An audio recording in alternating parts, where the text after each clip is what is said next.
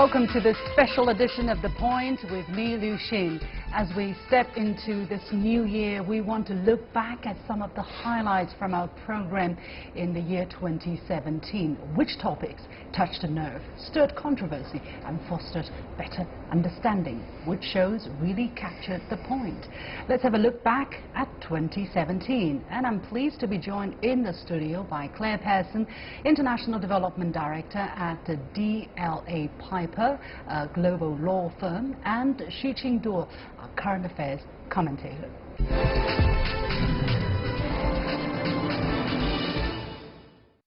So it's great to see both of you on this very special day, the very first edition of The Point for 2018. What we're going to do is we're going to recall some of the more memorable moments of the past year and maybe just relive those moments and think about how these stories might affect our lives in the year 2018. Shall we start with the very first edition of The Point, which was aired on the 2nd of January 2017. That was a Monday. Let's take a look at this. Relations between China and the United States are moving forward, generally speaking, on a stable track.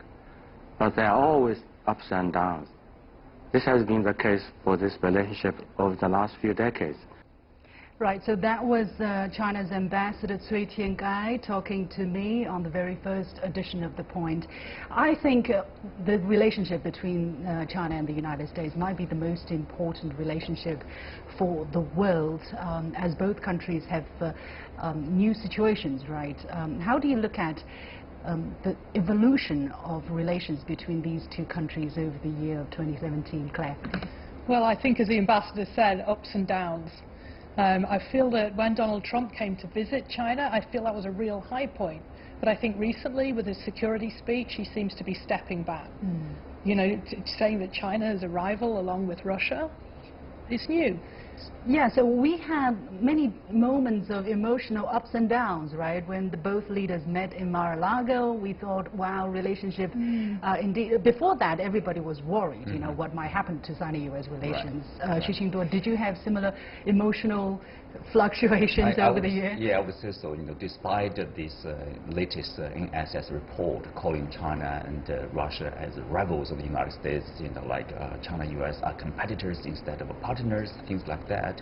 But at the same time, you know, Donald Trump also mentions like we will be seeking cooperation, partnership with China and Russia. So it's a bit confusing. It's not that clear yet, even with this report. So given this mutual interests and also their differences, obviously we will continue to have ups and downs. Yeah, for the year 2018, what do you think might happen? Do you think there might be some kind of trade frictions between these two countries? I mean, that's what a lot of people are talking about. I mean, to be honest, I think there may be, but I don't think it's in the interests of either country. You know, I look at what, I mean, if there is a trade war, America has a lot to lose. I mean, it's not just aeroplanes, it's not just vehicles, it's agricultural products that are coming from the US to China. So if the US starts pushing China back, China could really damage the economy in the areas of America, Middle America, the agricultural area, where Donald Trump gets his vote. So he needs to be very careful that he's not playing to two audiences. He's sort of rabble-rousing at home and playing his domestic America first card. But he can't then be schizophrenic and come over and go to the Beijing Opera with his wife and pretend, you know, he's bosom pals with Xi Jinping. So he's really got to work out where he's headed. Yeah, but this kind of uncertainty in US-China relations, what are the ramifications for the, you know, the international community, let's say? There are many common challenges we're faced with. When these two countries are not really on the same page, how will other people be affected? I think in a sense, somehow like China and the US, they have to work together. For example, like on the Korean Peninsula nuclear issue. You know, South Korea, Japan, China, US, and Russia, they have to work together to prevent, say, a crisis probably in this region. And also need to work together probably on nuclear, Iranian nuclear issue, and many other parts of the world, as I mean, big powers, most powerful country, second largest economy in the world. So I think cooperation will remain very important between the two countries, despite all the differences. But the U.S. side is somehow like, you can sense there's since 2010 actually, there's a realization and somehow disappointment, like in, over the past decades, China opening up and reform. Somehow China is not increasingly looking like us. China is different from us. But and then again, why should China look like the U.S.? So right. I think the Chinese side also increasingly confident with the success. Before we go into to more details, let's listen to some of the most watched videos that have come out of our show. Let's take a look at these. The Chinese media, the last 48 hours, has shown tremendous and commendable restraint. General, you have been talking too much. This is not the right way of having this conversation. Let me just use a few seconds to say, you are on the Chinese territory, so if you do not want the war, that is fine. So you got to go away from Chinese territory. Do not invite this kind of condition or that atmosphere for what you have described. That is not Chinese territory. The Bhutanese, if you can see this, the Bhutanese have said loud and clear that this is disputed territory and have asked you that not to disturb the status quo and go back to March 19. Entered into 24 rounds of negotiation. And it has never disputed that Donglang belongs to China. No, so you, as a third party... Indeed, that video clip went viral on the Chinese social media, also on international media. On the Chinese social media, it got over 100 million views. I mean, so you could see the kind of attention the Chinese people give to the border friction between China and India. How do you look at the kind of attention? It's almost inconceivable, 100 million clicks. Well, that's right. The two largest nations in terms of population, China, India, and also India is only one of the two nations, two countries that borders China on the land, and that have not reached an agreement to solve their border issue. So that's obviously, people paid a lot of attention to that. I think also in the media, especially if you check Indian media, there's nationalism is running high. Like every day or every week, there's a story of China invading India somewhere. But the Indian guests are also saying there's a lot of nationalism on the part of the Chinese. Claire, looking from a third-party perspective, how did you look at this? I mean, I watched that with interest because, there's been border friction for years. So it doesn't worry me too much because I think ultimately President Modi, he's a pragmatist, he's a businessman, and he respects President Xi Jinping. They've had an opportunity to build a diplomatic relationship through the BRICS partnership, and I think going forward, he's a multilateralist. Certainly he flirts with the US, but I think he's deeply committed to his relationship with China. Well, it's also very interesting how the relationship, again, fluctuated over the year. We had these border issue near the Donglang, in the Donglang area, and then right before the BRICS summit was about to take place, China and India came to some kind of agreement how to settle that dispute. But after the BRICS summit, again, some border friction propped up. For instance, this unmanned drone that India was operating, that they say because of technical problem, it landed, it dropped into Chinese territory. So Qinduo, looking for 2018, how do you think the relationship between China and India might play out? Are we going to see more of this kind of ups and downs? Minor instance might, show up again in the new year, let's say, because of the disputes. But again, the resolvement of the Donglang issue just showed us like the commitment from both sides on the top leadership to maintain a peaceful and stable relationship, and also the wisdom demonstrated by the two leaderships that somehow this is not in our interests to fight over this minor instance. We have a way important issue to deal with, to work together. Actually. But what has to be done for these two countries? Because my impression is every time I have a guest from China, a guest of India talking about border issue or bilateral relations, for sure I'm going to have two people fighting with each other. It feels sometimes it's really really frustrating. I feel like I'm not doing something good here. Claire, what can be done? I think they like to show their patriotism in public, but in private, there's a lot of business. There's a direct flight between Beijing and Delhi. I work constantly with my Indian colleagues in Singapore to set up bilateral deals between India and China. There's a lot of synergy in terms of business and business opportunity, and I think if at the grassroots people's economic interests are intertwined, then in public they'll need to throw stones less readily across the border. Yeah, definitely we hope that, because it's heart-wrenching. We love the clicks that we're getting on the social media, but I'm sorry, every time we have this fight it gives me a heart attack. But we mentioned the BRICS summit. We did an unprecedented show for that summit. Let's take a look at this video clip. When I hear the phrase in Western media, the international community says, the international community thinks, the international community promotes, what are they talking about? Because they're not talking about us most of the time.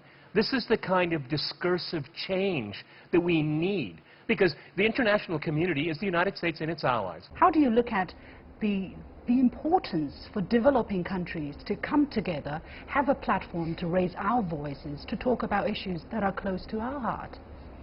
I just cannot commend you enough for convening that show, because unfortunately the minority world, which is Europe 6% of the global population, US 4%, that's 10% of the global population, maybe dominates the airwaves by about 90%, whereas you are putting together a majority people program.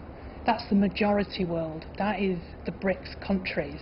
And these countries, they want to discuss different topics. They are the international community. They're just not given an international microphone. And that's why I really like that show, because actually topics like deep development, you know, China really is a leader in this area. I mean, what China's achieved in the last 30 years is being replicated in other continents which need similar sorts of development initiatives.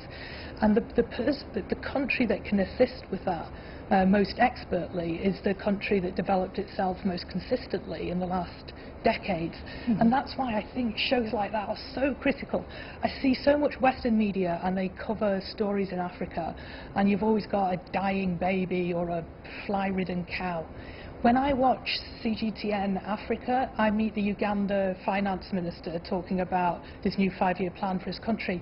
That's the Africa I know. That's the Africa I do business with. And you were born in Africa. I was born in Africa, and I hate seeing Africa as a continent patronized by Western media that want to portray it in a certain way. Here are some of the online comments actually we received after the show was broadcast. One person by the name HMB193, he said, "Good job by China for this road. It doesn't matter if CGTN is biased or not. The West is already biased in putting their own versions of democracy and invade countries." I don't know.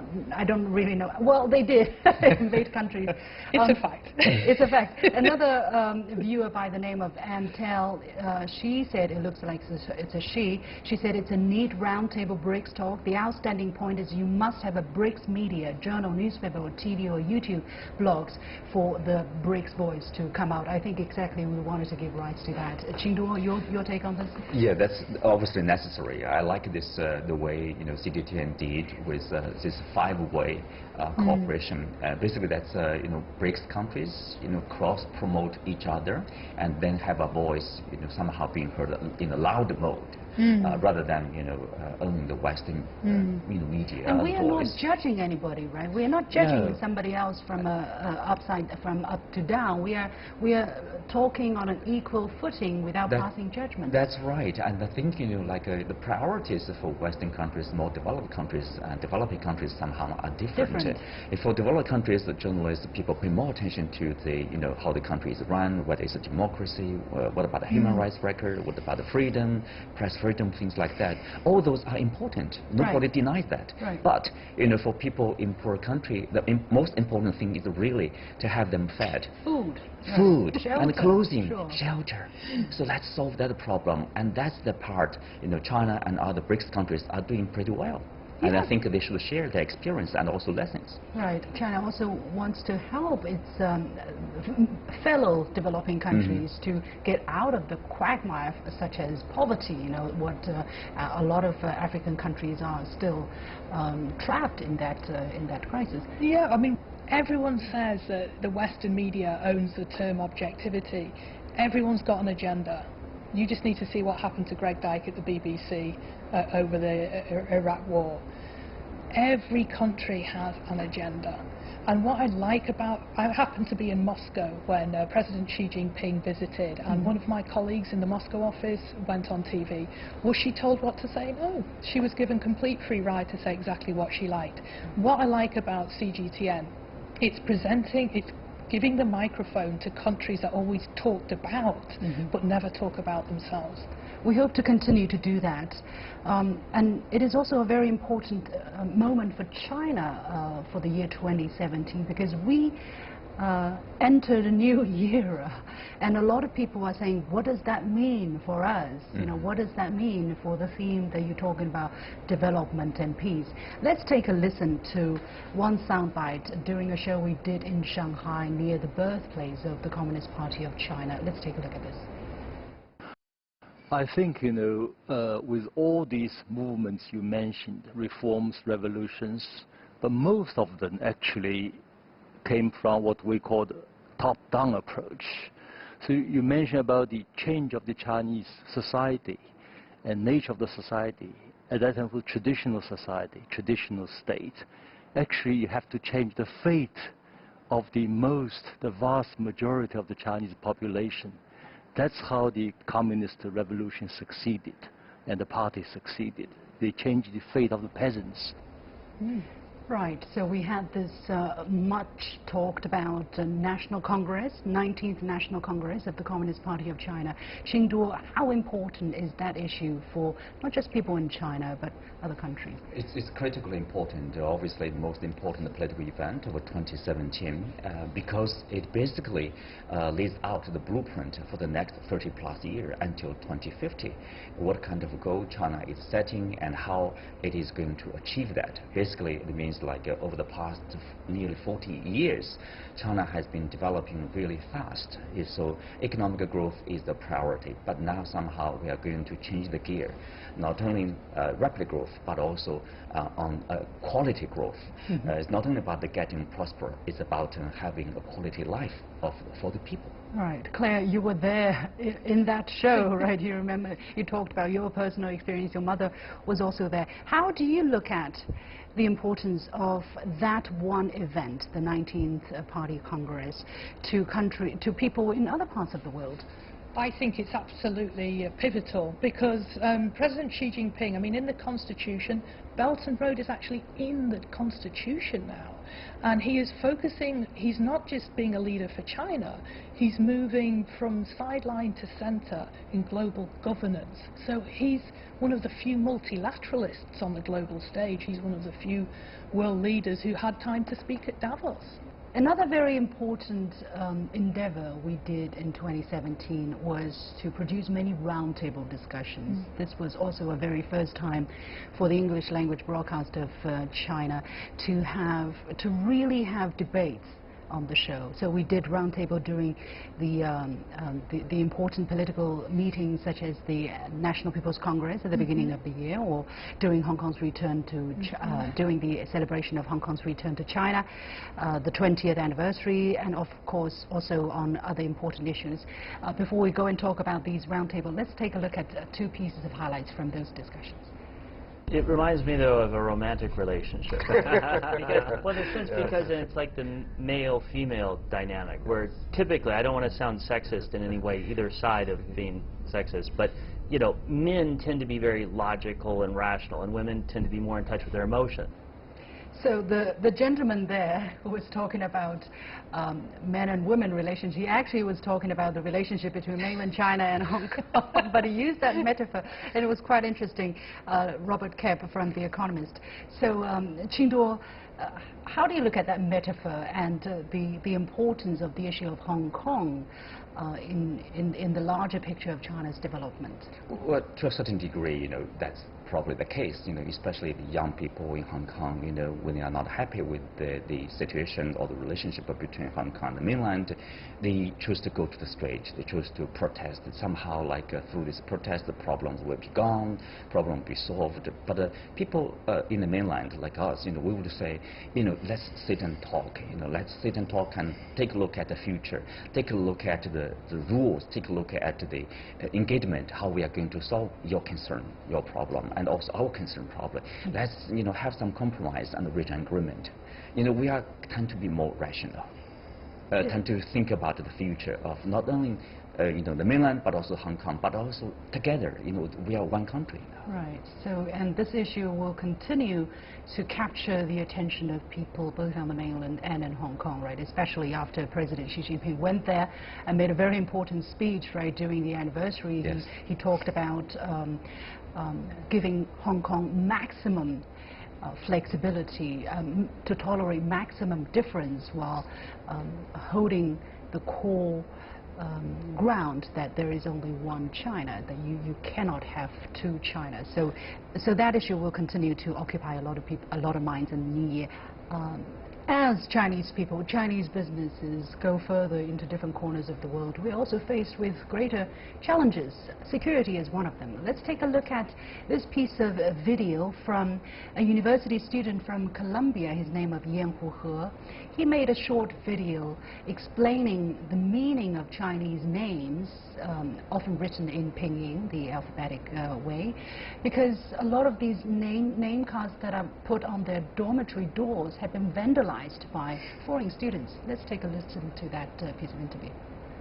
With this specific incidence of name tags of Chinese students, the university only sent out an email to all the Asian student organizations on campus, but not the rest of the campus community.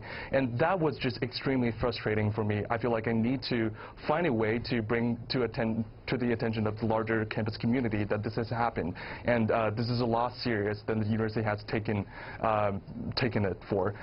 So that's what prompted me to make the video. How do you look at the growing anxiety, or let's say worries for security for Chinese nationals abroad? We've been hearing these kind of stories increasingly in 2017, and I think it is more likely that with all of a sudden Chinese people everywhere, Chinese money everywhere, Chinese businesses everywhere, they feel maybe threatened, maybe jealous, maybe, I don't know, Qinduo, do you have similar feelings? Yeah, you mentioned maybe feel threatened, like in the case of Australia. The Australian media would say this is mostly anti-China, a game by the politicians, or domestic politics, somehow at the expense of China relationship, unfortunately. But then, people don't differentiate between anti-China and anti-Chinese. So individual people are often the victims living in Australia. That's why you have this warning message by the Chinese embassy. Right. Because in the wake of the increasing number of humiliation or attack against the Chinese students in Australia. And in the video we saw the Colombian Chinese students. I think that's mostly together with taking office by Donald Trump and his somehow anti-immigrant sentiment. Obviously encouraged the sentiment to go further. And then you see people will see like, oh, you are not Americans, you are Asian, you are from other countries. Somehow, there's no distinction between vandalism or somehow the hostility toward your being not the part of the mainstream society. Yeah. Well, again, I think coming from the Chinese perspective, I do understand that we react differently to situations when we are in a foreign environment. Even me, who have traveled extensively, who speak very likely the local language, I would still find myself doing strange things in the eyes of the local people. So when a lot of Chinese going abroad, right, 120 million visits made by Chinese people abroad, I think that is really a bit too much for the world to take in overnight. So I think this again is going to take some time, right, for the world to get used to Oh, Chinese everywhere, don't you think? Claire? I don't know, Chinese tourists very welcome in the UK. I was speaking to a taxi driver the other day in York in the UK, and I said, what's it like picking up the different nationalities of students you get at the university? And he said, oh, well, I'm always very happy to have Chinese students. Why? They pay, they're polite. I said, are they ever drunk? He said, they're maybe a little bit tipsy at Chinese New Year, but still very polite. And, you know, on the whole, I think Chinese are very courteous when they're overseas. Yes, there's increasing numbers. Yes, they're spending more money. But I think, on the whole, they're very welcome because other countries, their economy needs a stimulus. Again, some people are taking a different approach. Instead of staying in their country, they come to China and experience the Chinese culture. We had a special program at the end of the year where we invited 6 foreigners who have come to live in China, and here is a piece of video of that. 大姑娘买的那个大姑娘郎，大姑娘走了进了青纱帐，这边的好比她一结穗儿啊，微风轻吹，心热郎。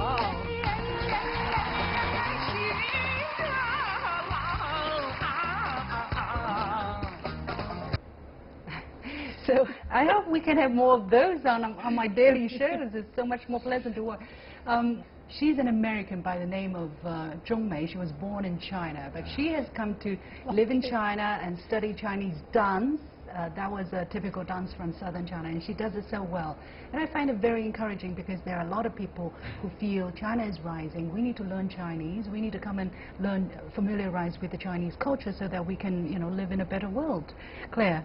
I've got to be frank, I really respect this lady because she's learned some new dance steps, and frankly anyone who considers their business to be global and doesn't learn some Chinese dance steps is going to be out of time this century. Certainly I was overwhelmed by the culture when I came here. People from the outside, they really don't understand how overwhelming it is.